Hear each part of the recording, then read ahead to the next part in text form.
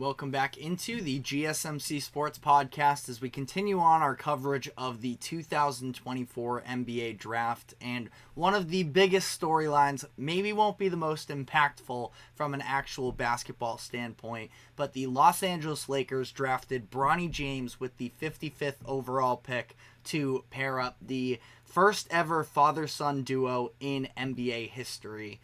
And it's really interesting how the whole situation played out. First off, this was the first time we've ever seen the NBA go to an exclusive day show for the second round alone, which was a little bit weird. Ultimately, I mean, I understand that they are just they're trying to follow the NFL type situation where they maximize the amount of time that they can take up on air to bring in viewers and sell advertisements and such. I don't think it really worked. It was really strange seeing the way that they had the studio. Somebody made the comparison to kind of looked like the 2020 draft, but just without the masks. And I don't know. Ultimately, I mean, I'm going to watch because I'm a big basketball fan, and at least in this new sort of experiment, I'm going to follow along. But it is definitely a very strange way that this went about, and especially in a draft that not a ton of people were charged up about coming into this year's draft. And the fact that the crew there talked about Bronny James and whether or not he was going to be drafted for the first 5-10 minutes of the coverage. And again, I'm talking about it right now, so I understand I might be part of the problem, but it's just not the most impactful move by any means, especially when you talk about all of the other players that are available. And they went on about it for a while. And then there was the whole fact that Bob Myers, who has done a terrific job since joining ESPN. I do really enjoy listening to his insight, but Bob Myers said that he was going to have this big news and that he was going to wait 30 or so minutes, and then it's 30-45 minutes into it and everybody on the panel is like, so what news do you have for us, Bob?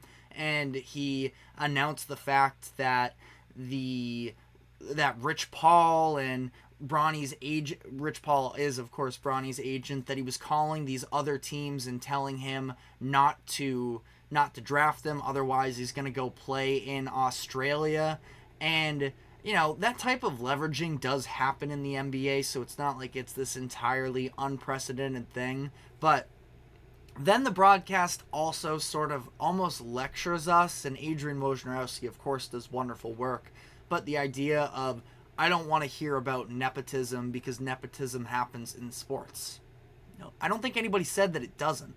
And nepotism happens everywhere in life, in the business world. So we can say that, yeah, it's happened in the past as well, while also acknowledging that's absolutely what this is. Bronny would not have been drafted if it weren't for the fact that he's LeBron's son. And again, then when they're putting out these quotes about the fact of Bronny, the number one thing for him is he just wants to hear his name get picked. But he's turning down all of these different workout opportunities.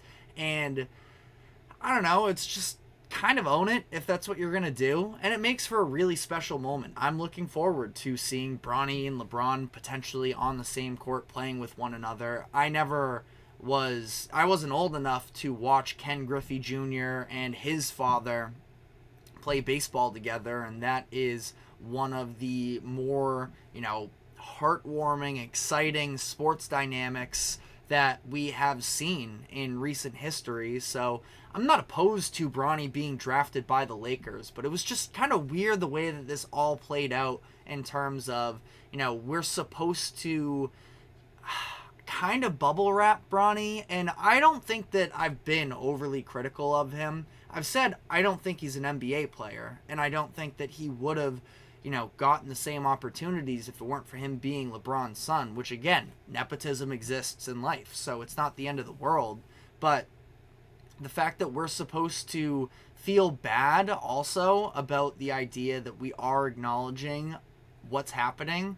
It's this whole weird thing that sort of went on, and I don't know. I thought the coverage of it was very strange, but ultimately, Bronny ends up with the Lakers, and I would imagine he's probably going to spend some time in the G League. When he was first coming into the pre-draft process, he talked about the fact that Rich Paul said he's not going to sign a two-way contract and that he wants everything to be fully guaranteed.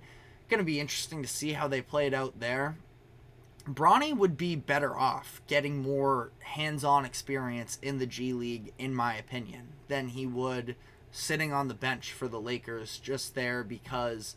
And the difference is, I don't know, as much as, again, this whole nepotism conversation, people can say maybe Bronny has so much of an upside. Thanasis Antetokounmpo has been, I don't want to say a laughing stock. Like, he's also kind of like a fun guy too. He has his own podcast and everything, and some of his on the court antics have been a little bit funny in the past, but I don't think that, Thanasis has been forcing his way to stay on the NBA roster, and I don't think anybody ever really thought that he had the upside even of what the perception that Bronny could be in the NBA. The idea is that he could be, the same type of play style as a Derek White or a Davion Mitchell, and who knows, maybe. But if that's going to come into place, I think he needs actual reps of being a primary, not even just a primary ball handling guard, but at least an option that's actually getting in-game reps and